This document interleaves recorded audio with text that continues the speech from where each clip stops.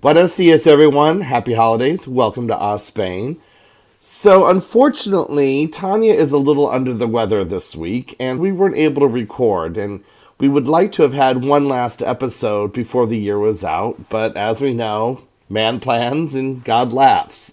We thought it would be fun in its place to air our first episode from way back when, back in March. For our regular listeners, we hope you enjoy this blast from the past, and for our new listeners, if you haven't heard this one yet, this is where it all began.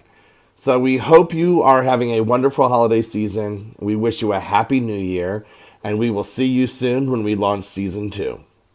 Enjoy.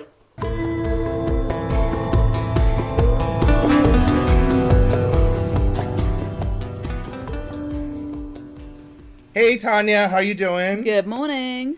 Good morning. Well, I guess this is our first episode, so where the heck do we begin? I don't know. This is exciting. We'll Our see. audience, we have many guinea pigs listening to us. I hope.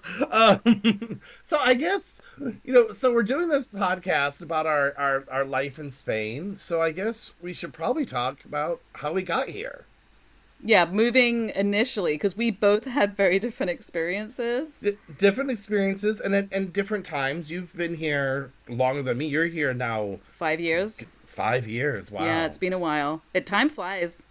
It does. I've been here. Well, it's only been a year and a half, but it does feel like forever. It I feels mean, like forever. I'm sorry. It feels like I've known you forever. yeah, I know. It's a little, but I'm a martyr. So, but like, I feel like, I was talking to my kids. I have 2 kids, by the way. I was talking to my kids, and we were just saying the other day how it feels like it was yesterday that we moved here, and it's also forever. And we're from Los Angeles before here, and it's like we don't even remember it anymore, right? Like it. I mean that in a good way too. That like this is really our home. We have definitely come home to Spain. So Yeah, I think that after it was a very different experience when we moved because we moved during COVID, before COVID. So, I mean, just to kind of jump into that, we right. moved. I mean, when people are posting on Facebook and they're like, we're nervous, we don't know how it's going to go. I'm like, we moved during COVID and Brexit, and we were trying to get our residency through my British citizenship, even though you can't tell from my accent. I am actually originally from England, but I I lived think we can along. tell. I don't, you say that as an American, but the British will be like, no. Like you can't tell. So I'm from this place now in the middle of America, the island in the middle of the Atlantic. Anyhow, so we moved 5 days before the Spanish lockdown here in Spain. Whoa. So we were like, we got here, we were actually contemplating changing our flight because I was getting nervous because I was like, if we get stuck in America after planning everything and when we were going to move and school and everything, we will be very screwed because we are not situated in America anymore. We've already kind of moved. We're just waiting for our flight. Everything's packed, everything's gone, the house is empty, and then our flight might have got canceled.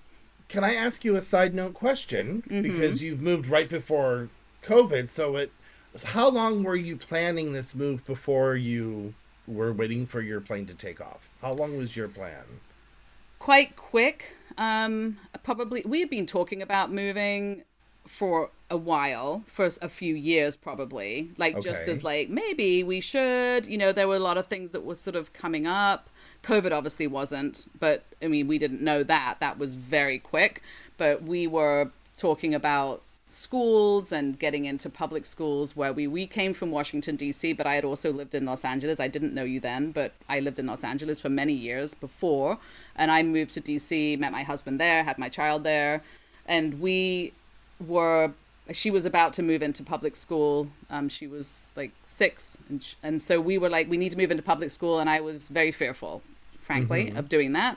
And we started thinking about, well, healthcare, all these things that we were used to, because my husband's Moroccan, I'm from England. We know how things can work in those areas. And as you get older, you start thinking about these things more. Yeah. Yeah, of Yeah. course.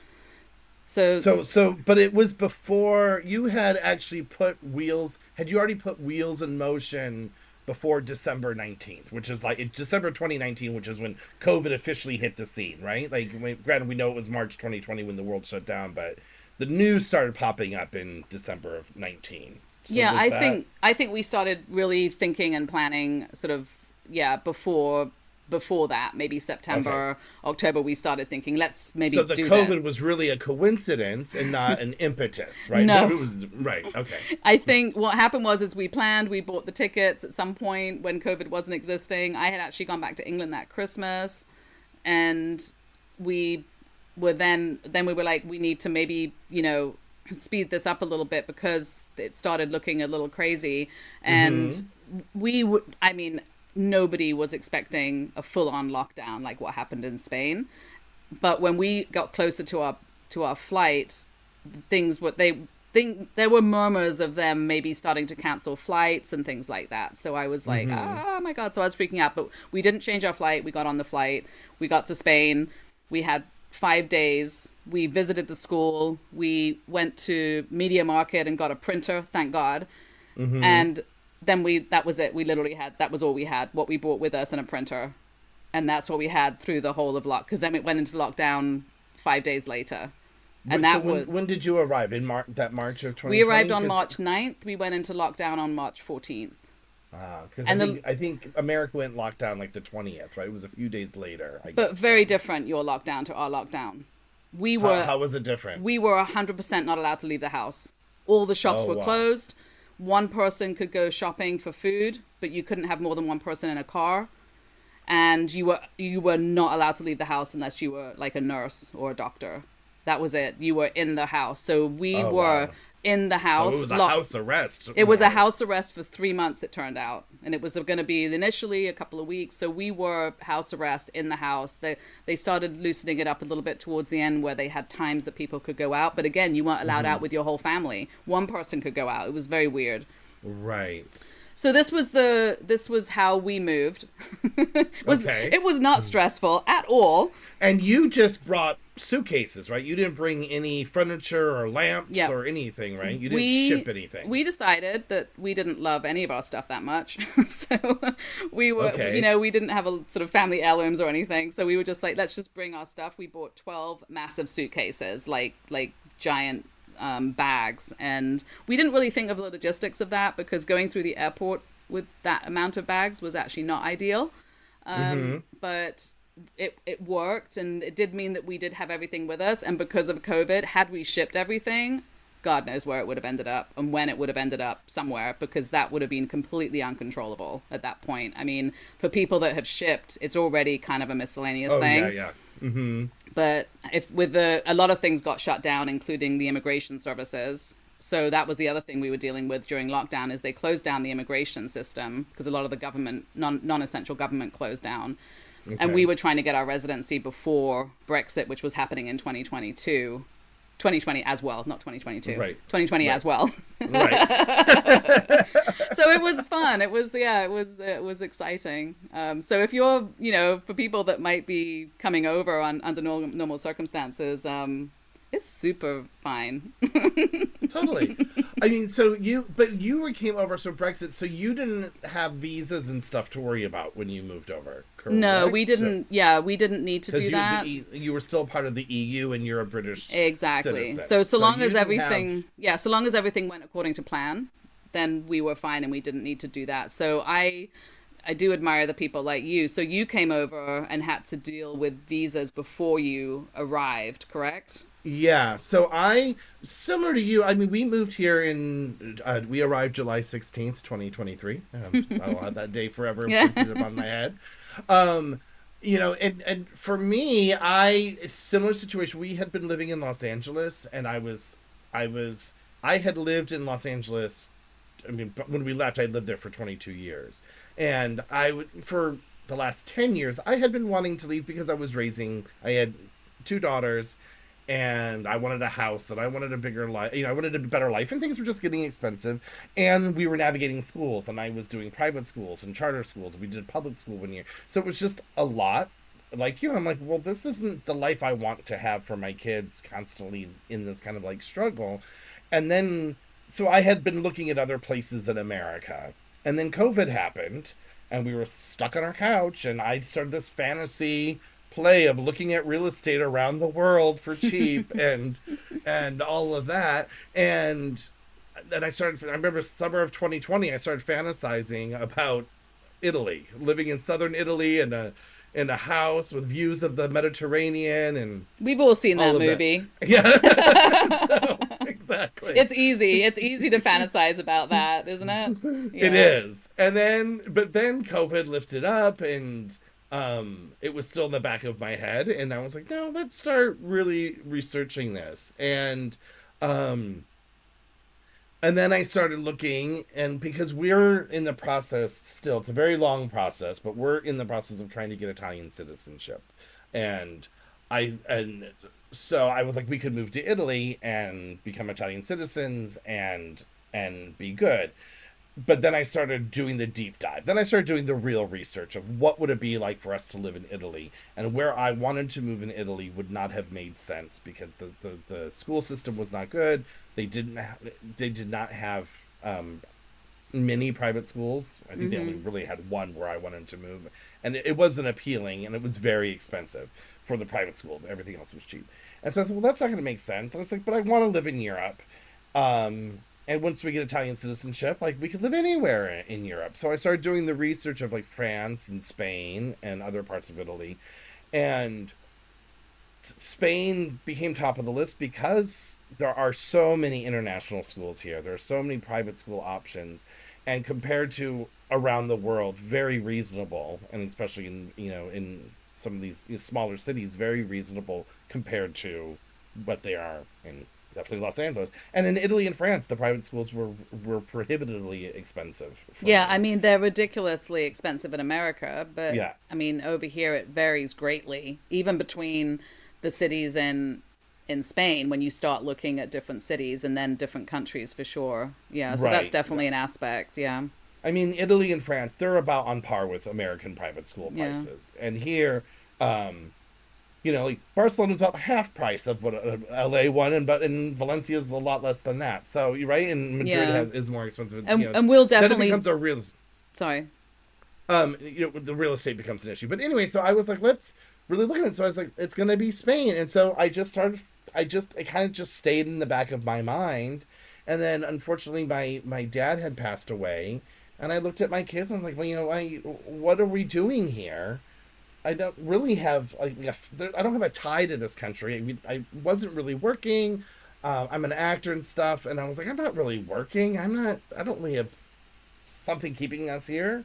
So let's do Yeah. it. And that's how we did it. And then I had to then really did the deep dive into what it mean, like visas, what visa I needed to get. And I will say, so in my research, what I found out was these like Facebook groups, and I had no idea about Facebook actually being a useful tool, and that kind of changed my life because to me, Facebook was just to rile up the masses and show pictures of food, and then there's like Americans in Valencia, Americans in Spain, Americans, and so I got this wealth of information, and then I was like, oh, I can do this. Oh wait, did you get your wealth of information from me? Because that's how we met. Well, I don't want people to necessarily know all of our dirty details, but that is exactly how we met. Tanya gave me a ton of information. Useless information, as it turns Useless. out. I mean, I got our apartment through Facebook, but anyway. Yeah, so when you moved, you did it very differently. We just flew over at the end of the day. But you have a much more creative way that you did it, and you were bringing a cat. And I know that is a whole Two different. cats. Oh, two cats. I'm sorry. That's a whole other can of worms. Is when you have to move with animals. So I think the way you did it was such a lovely experience for your girls and for you as well. So, yeah, share Yeah. that. Yeah, so we to jumpstart. So we got our visas. I will say the process didn't take long. It was about 3 months of getting the paperwork. It wasn't stressful. I did it.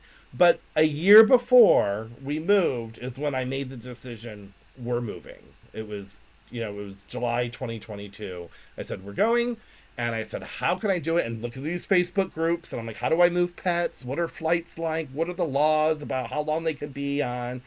And I decided that we were going to take the Queen Mary 2 over. because it's the only boat at sea that you're allowed to have your pets on. Such a great And they idea.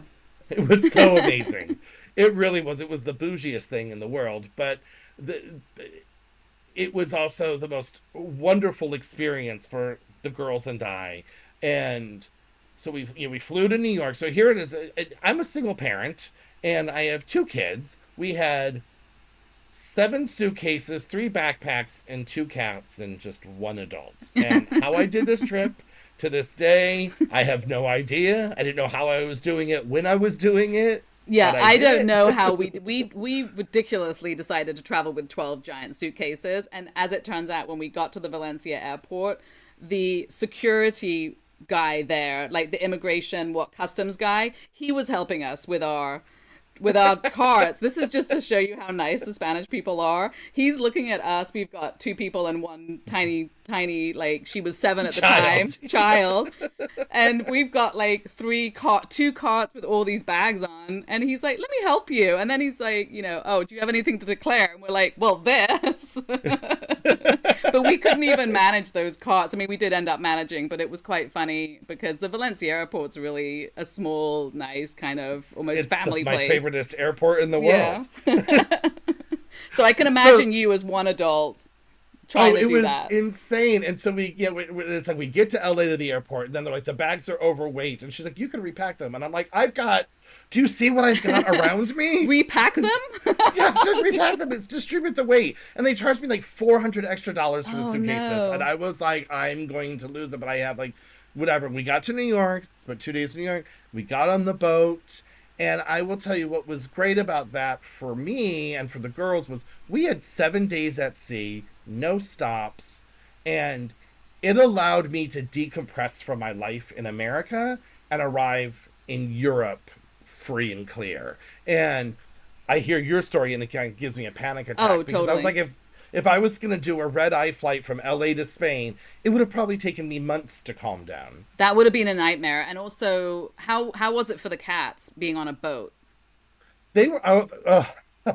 Well, they had the time of their life. I mean, so there's a kennel. You don't get to have them in your stateroom or anything Oh, like okay. that, but it's on the top floor. They have the best view, and They get the top floor? they get the top floor. Yeah, the kennel's on the top of the boat. Oh, crazy. And I'm sorry, ship, because if there's any Cunard people, Oh. they yell at me for saying boat. Get It it was a right. ship, and we were on a crossing, not a cruise, and so they will let you know that in Facebook groups too. Oh, they So will. just beware. Yeah, If anyone listens to this, I'm sure they'll correct us. they'll correct us. And but you get to go visit them up to like 4 hours a day. Now, mind you, we were up there for like 5 minutes, and we're like, all right, there they are. But no, they got the cats. They fed them fresh like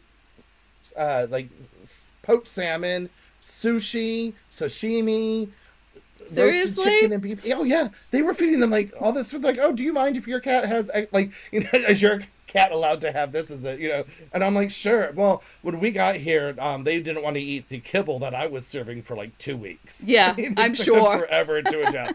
Where one cat, we have a black cat named Raven and a gray one named Asher. Raven, the whole trip just hid. He did not like it, and Asher is my troublemaker, and he was in it all. And the kennel was loud. There's big dogs in there barking and stuff. So it's a scary space. That could be a bit stressful. A bit Yeah. stressful. And then we got to England, and then we stayed with our friends for 2 nights, and it was actually their godmother flew to New York and did the voyage with us, which was great for me because it allowed me to really just decompress, and she could take the kids off my hands for a little bit or be a buffer, as Yeah. we were all kind of changing our lives and kind of going into this unknown. For sure. And then you're basically taking all your luggage to their house and then getting it to the airport and getting it to Valencia.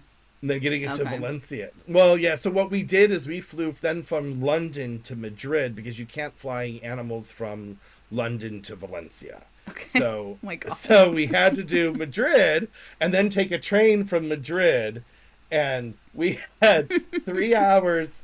I had planned so we'd have a 3-hour layover between the plane landed and the train took off. Like, plenty of time. And everything's going smoothly, but we get there and a suitcase is lost. I was going to say, you decided to take a train rather than like let them transfer your stuff to another plane. That's brave. Yes. Well, the reason why is we had come a year before to make sure we wanted to move here, right? And so we had done the train before, and for the cats and all of us, to sit 3 hours at layover for an airport for a flight to Valencia when we could already be on the ground there, and the cats having to go up in the air again. True. I was like, it would just be too much. This way we'd be on the ground and we can get settled, and the train station's right in the middle of town, and where we're moving isn't far from that. So I was like, it just made easier sense. And but they had lost our suitcase, so we spent 2.5 hours at the airport dealing with the lost suitcase. Oh no. Stuff. So when we arrived to the train station in Madrid, which thankfully is like not far from the airport odds, and it was like a 7-minute cab ride. But we now only was down to 6 suitcases. So, Oh, you never got the suitcase then. No, So we didn't get the suitcase back. The suitcase did not arrive at that moment, so that's... No, it did not arrive. So here I am. Now we have like 5 minutes to get on this train. And I kid you not, I am literally chucking our big suitcases down the escalator, down to the track. And then I cut my leg on the escalator, and I took a bandana and I turned a tourniquet around my leg, and we got on the train. And then I had 2 hours on the train to be like, oh. And then I was like, what did I just do? Oh my God, that's what insane. Did I do? And did you they have carts at the Madrid train station to move your luggage? I mean, I wasn't paying attention to that because we had 5 minutes. It wasn't like I was like, oh, can someone help me? Like, because you have to go through security with all your luggage at the train station. You do? So, yeah. Oh my God. I don't know how you even managed that. All those bags. That's insane. Well, I did have 2 kids, so they had 2 hands each. Yeah. And we could put a cat on top of the big suitcases and backpacks on our back. I mean, it was a lot. It was very good we lost that one suitcase, because that would have been harder to deal with. Granted, we would have had more time to deal with it, though, so there is that. No, that's true. So we're checking it down. We get here, and we were lucky, again, thanks to the Facebook groups, and another family that we're still very good friends with found us our apartment before we moved. So we already had our place lined up. So we moved into our home the day we arrived. So I didn't have to deal with hotels and that kind of thing. That's very lucky, because I think it's quite hard to look for a place from afar. I think there's a lot of people that can get scammed and things, and it's a bit nerve-wracking to do that. We came over, and our plan was to spend like 2 weeks in an Airbnb, and then look for a full-term, like a long-term apartment once we got here. And we were then going to get like a year's lease. And then while we did that, we were going to look around in order to buy a house and stuff. That was our plan. We ended up in the Airbnb for 4 months. Whoa. Because... Did they give you like a discount because it was 4 months and they couldn't rent it out to anyone anyway? I think we were very lucky because neither of us spoke Spanish very well. And the person that we were renting from, turns out her husband was from a place in Africa that spoke French. So he spoke French, which my husband speaks. So we were super lucky that we were in a place with somebody that we could communicate with, because they lived downstairs and we had the middle floor, and we actually had a terrace. And we were in this tiny, tiny village out in the middle of nowhere near Sagunto, in the middle of the orange fields. So that was also super lucky. So we kind of had an apartment there. We did actually end up in a place that had a kitchen and bathroom and everything to ourselves. And then we had access to a roof, which during the lockdown here, we were very lucky to have, because a lot of people were stuck in apartments like yours, which your apartment's gorgeous, but if you can't leave for 4 months, you're starting to lose your mind. Oh, no, that's what I was going to say. So even to backtrack, during that 3 months of lockdown, could you even go to the beach with your family? Oh, the beaches were closed. No, you weren't allowed anywhere. You were not allowed out of the house, like literally not allowed out of the house. One person could go food shopping, but you couldn't, like Media Market, like, Leroy Merlin, all these places were closed. Everything was closed. Were they doing deliveries at least? Could you order stuff online? No.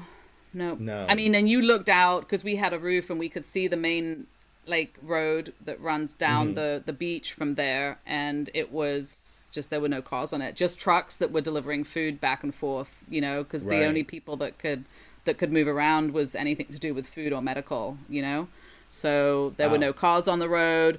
Jawad got stopped a few times going to get food because we had to leave our little village. He did all the food shopping, and he had to leave our little village to go to the next village where the main supermarket was. We only had like a tiny corner shop, which was also closed. So the pharmacies and the food shops were open. So he would get stopped by the police, like, "Where are you going?" And of course, he didn't even know the names of of the villages we were going between, right? Right.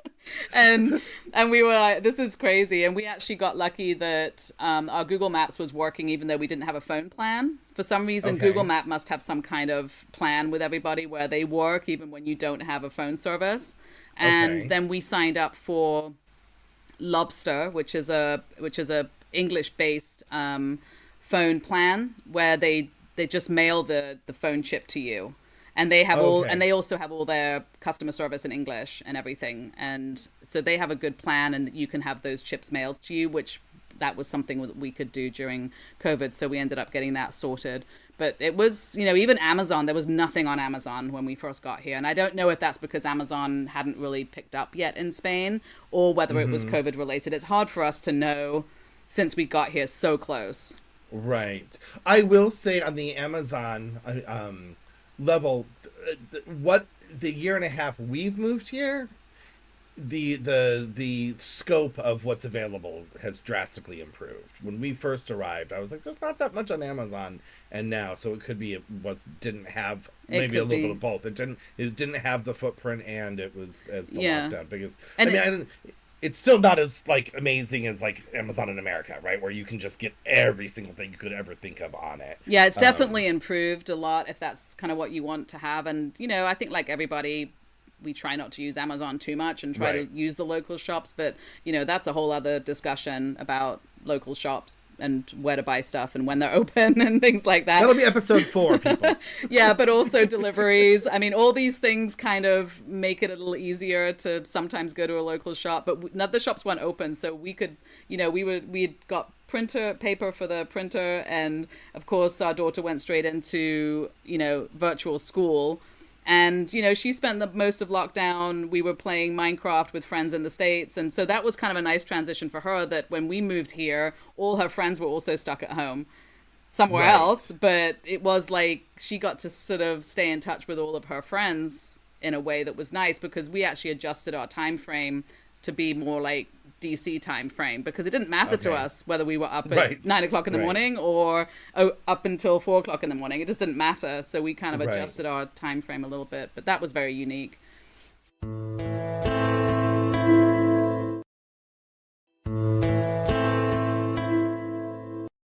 So when you first arrived, how was the transition for your girls? Because it was obviously a very different situation than when we first arrived. And for when, I think yours is more normal. Yeah, I mean, it was, like I said, how we had planned the trip, I think really helped. We had this, the girls had a time at sea to decompress. When our apartment is gorgeous, I'm very grateful to have it. It fell into our lap. Just I had put something on Facebook group saying, "This is when we're moving. If anyone knows of anything," and there was another family leaving the week, the month before we arrived, so the apartment just, that's how we got the apartment. So when we arrived after this chaotic day, that was the worst day of our trip, was getting from London to Valencia. That was the most hectic of the entire move process. But that's what When we- most people's move looks like completely, I think. Right, They're getting on a exactly. plane with all their whatever stuff they've decided to take with them. And some people can manage to come with a small amount of stuff, but bearing in mind you're probably not going to see your ship things for a while, you're probably bringing a lot of things. So you are And we did Yeah. ship, so we had stuff that was coming Yeah. whenever it decided to come. exactly, as but you well. need to bring something and you need to bring enough, Yeah, we had, and I will say we got rid of a lot of our clothes because I was like, we'll just buy new. I've had young kids. I'm like, you're gonna grow by the end of the summer, so let's just buy new stuff. But it was a lot of paperwork, a lot of those kind of things, jewelry, those kinds of things were in the suitcases. But when we arrived we opened the door to the apartment, and this apartment is so much better than what we could have had in LA.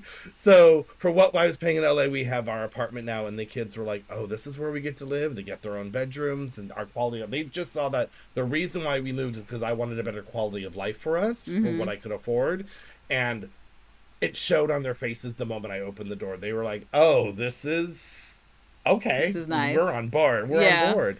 And And you're in a nice and neighborhood and a cute neighborhood, so even just walking to the apartment is a lovely experience. exactly. I mean, that first night we went out, we had we were lucky. The real estate agent who facilitated the deal did an IKEA delivery for us, so we had a mattress on the floor, and we had 4 forks and 4 plates. We had stuff to get us through until we could go furniture shopping that week. But we had KFC, and I'll tell you, I missed that first night of having a bucket of KFC on the That's what you floor with the did, mattress. KFC?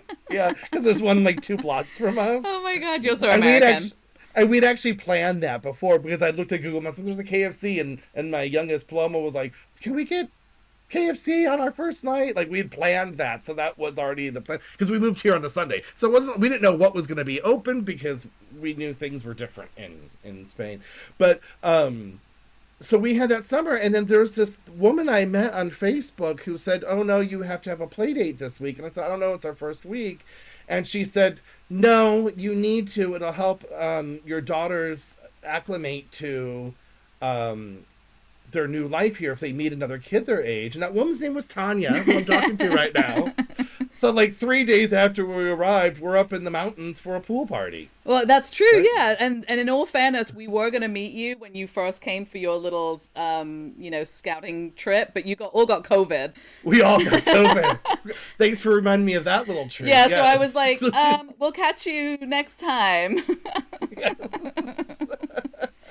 But it was really lovely because our girls got along like immediately, I think, and I have, for me personally, in the times that I've moved in my life without family and kids and everything, as soon as you meet people, it does make you feel much more at home. And I think for the kids where you're worried and wondering how they're going to adjust, as soon as they have friends, they're good. Like they're just Right. golden. So I think it makes a difference, and obviously it helped that we all got along a little. It did. It did. And I will have to say, part of the transition too is there was other people through Facebook that I met that were moving here the same week that we did and that we're still friends with. I will say that, it's a question many people have asked is how are you assimilating, how are your kids getting along, how are you finding friends, what's your social life like? And I have to say, it's better than it was in America because there are a lot of expats here, and we're a desperate bunch. We're a desperate bunch to meet people. So everyone is much more outgoing now because they're not set into their lives, right? They don't have their bubble. Right. Oh, you mean everyone's desperate, not just you. Right. Oh, okay. Everyone, all the expat community is like, oh, here's this person, here's this person, here's this. It's oh, so we got true. this. There's Yeah. 50,000 WhatsApp groups. I mean, it was so quickly that people are like, come on over. We're desperate to meet you. Right. It's just because we need people with our similar and not even similar backgrounds. We're just not Spanish. And so breaking into that Spanish bubble is harder, but it would be just the same as if we moved to Atlanta. We're probably going to facilitate to people who are newer to Atlanta versus someone whose whole life and community is there. Yeah. And if we're not part of that, it's hard to break into it. Right? Yeah, and So- we were lucky with the school. I mean, especially I think everyone just felt really, really sorry for us. So we had that going for us at the time. But people from the school were like super nice and were connecting with my daughter on sort of WhatsApp and Zoom and things, sort of because everyone was stuck at home. And I mean, we were the sad like people that had moved right before lockdown and were just stuck at home in a country where they didn't know anybody. And we didn't know anybody. I think like you, we didn't know anybody when we moved here. We didn't have family here or anything. So we were like you, initially coming and very excited to build our community here with new people. Right. All new. It was going to be all new people. I'm surprised that part never seemed scary to me because were you hearing you Yeah. say it out loud? God, that sounds really scary. And that was not the thing that was scary No, to me. I mean, me nothing either. was really scary about moving here, but it didn't hold me back for sure. Like I said, actually both my mom had died right before we moved as well. So like I had no like nuclear family to take care of, to think about. Yeah, So but you're not very I mean- outgoing, so I could see that might be no, a I'm a little concern bit of a for you. hermit. Yeah, I, yeah. I think it does. I think if you've ever moved, you know that it's important to get out and meet people, and that is very easy here to do. And it's Right. easier, obviously, too, if you have kids. Like, I know people that come and they have a bit of a harder time because they don't have the kids automatically making friends, and you don't have the excuse to with the kids to get together and things like that. So I think kids does make it easier, for I sure. think for you, it definitely made it easier though because she was younger when you moved here. You know, when Mm-hmm. we moved, and as the kids get older, parents are less involved in the schools. That's So for true. like for my daughters, like their friends, I've met their friends' parents. I think most of them by now, but it's not like I saw them in the schoolyard. My kids take a bus to school. And the schools, unlike America, I don't know because we go to different schools. Our Yeah. kids go to different schools, but our school, there's no parental involvement in the school. And they made it very clear, like, Yeah. no, like when I was laughing is when I was interviewing schools the year before, I was telling them, oh, I do the gala committee, I do all these things. I'm trying to sell myself like I had to do back in America. That doesn't And exist. she looked at me like I was speaking a language, like Klingon. She's like, what do you mean you help out with the Yeah. school? But we I'm like, yeah, had, don't. yeah, and we had like initially when we moved, she'd already been invited to a birthday party, which didn't happen because of COVID. But Okay. that was really nice. We got most schools, if you're going into the private schools, will probably have like a WhatsApp group for your class. And that's what we got on before we even moved. And through that, and through being added to that WhatsApp group for her class, somebody invited her, which, like you said, at that age, she was 7. Yeah, they're inviting the whole class to a birthday party mostly. Right. So we got invited. She got invited to a birthday party. So we already had that scheduled before we even moved, and that was that made me feel better that she had something coming, social. So Right. yeah, Yeah. but I think overall, all the things that we might have been. I think I was most nervous about the actual logistics of moving, not getting things done and assimilating once we got here. That for me, I think, was how I felt about it. It's all the things you have to do, and if you have to get visas and getting all that stuff together, and we still had to gather a lot of paperwork for our residency paperwork. So, and that will, again, everything needs to be only the most 3 months old, right? So So it's the you'll, same as that too. it Your documents is can't they expire at like a your certain birth time. certificate, it Right. expires, right? After Right. 3 months. So it's like, Did and you have to get your birth certificate like apostilled like you did like we you have to get did. that So double we stamped? had a friend that was willing to drive it down to Richmond and get it done, but unfortunately, because it was COVID, everything was closed, so everything had to be done via mail. And then we had to get it to Spain during COVID when things weren't functioning properly. So just that was very stressful because it was like it could have taken us a month to get it apostilled in Virginia, and then it had to come over to us. And you know what I mean? So the logistics Right. of doing that. But I think normally those things are much, I mean, it is stressful to get all those things done. But I think when everything's functioning properly, it's totally feasible. And if you have a friend that if you're in Spain and you have a friend that can go and get something apostilled for you or something over there and send it to you, those are some good things to have, I think. Right, right.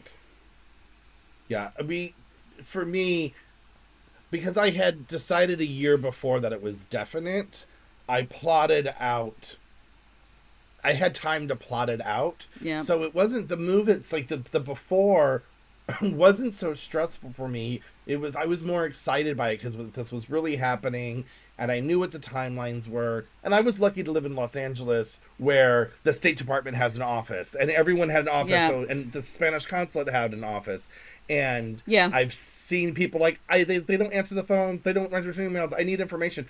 I was able just to drive down there and like stand by the window until they would Totally. speak to And me, we were and then get on my yeah, and we were in DC, so we had everything. Right. But I think the both of us were quite lucky. Some people are doing it in more remote places where it's and have to buy probably- airplane tickets and then Oh find my out they God. don't have the right applications, Yeah. the right stuff filled out, or it's expired. So I was looking at. I think they just gave us the visa because they were sick of seeing me. I think they were like, I think so, too. You know what? I don't want to see him anymore.